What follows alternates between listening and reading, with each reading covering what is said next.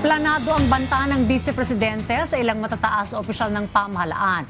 Itong testimonya ni NBI Director Attorney Melvin Matibag nang humarap sa ika-8 araw ng impeachment trial laban kay Vice President Sara Duterte. Si J.M. Thompson sa report.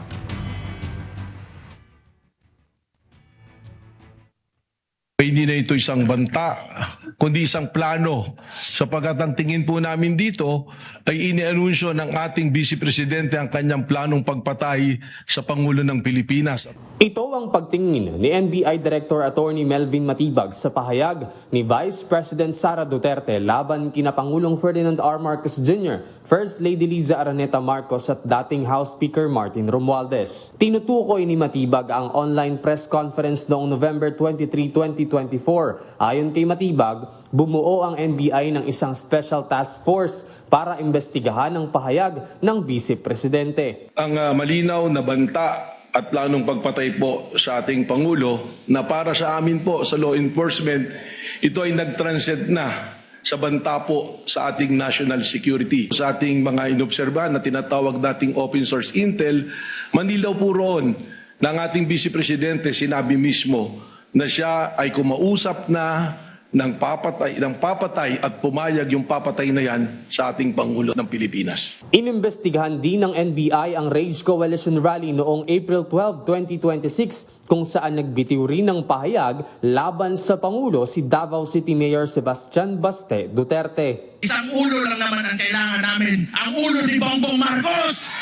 Ayon kay Matibag, inihambing ng NBI ang mga pahayag na ito sa nauna ng pahayag ng Vice Presidente, kabilang ang sinabi nito sa online press conference ng Office of the Vice President noong October 18, 2024. Gusto ko tanggalin yung ulo niya ba? Imagine myself cutting his head.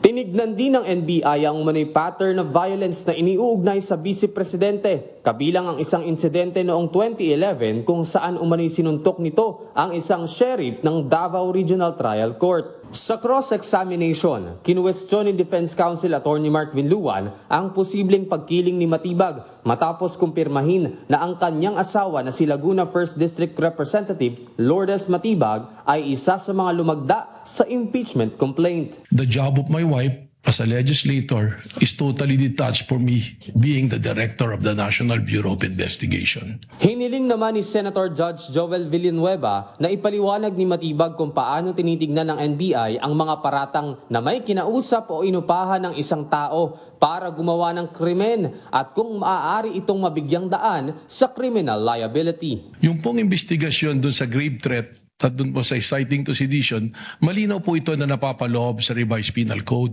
Doon po mismo sa kanyang oath of office bilang Vice President, sinabi niya that protect and defend the Constitution, execute the laws, do justice to everyone, and consecrate herself to protect the nation.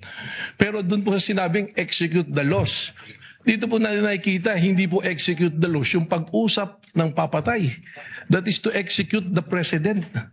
Kaya doon po papasok yung magkaiba na betrayal of public trust. Itinanong din ni Senator Judge Risa Ontiveros ang pagkakakilanlan ng vlogger na si Princess Maui na kasama sa online press conference ng Vice Presidente noong 2024 at kung inimbestigahan din ba ng NBI ang umano'y Operation Romanov.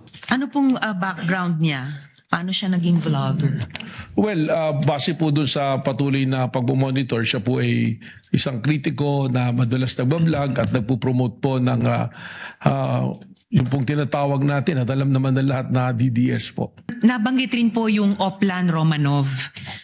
Sabi po ni Attorney Lotok, ang alam niya ay banta ito sa presidente at pamilya nila na nagmula kay Mayor Sebastian Duterte. Sa kabilang banda, ayon naman kay Princess Maui, ay banta daw po yan sa buhay ni Vice Presidente at pamilyang Duterte. Pareho po ba yang iniimbestigahan ng NBI? Ang alam ko po, na-cover na po ng NBI noon yung investigasyon dun sa aligasyon na yung Oplan Romanov ay banta sa Vice Presidente dahil nagpadala nga po ng sabina kay Princess Maui at kay Vice President. Subalit, fortunately, hindi po yata sila dumali dyan.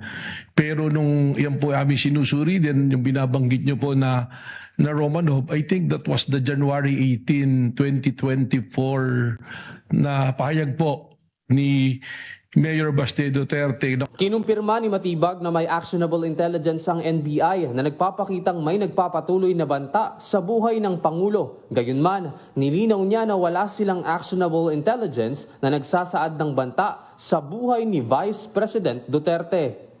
J.M. Thompson, para sa Bayan.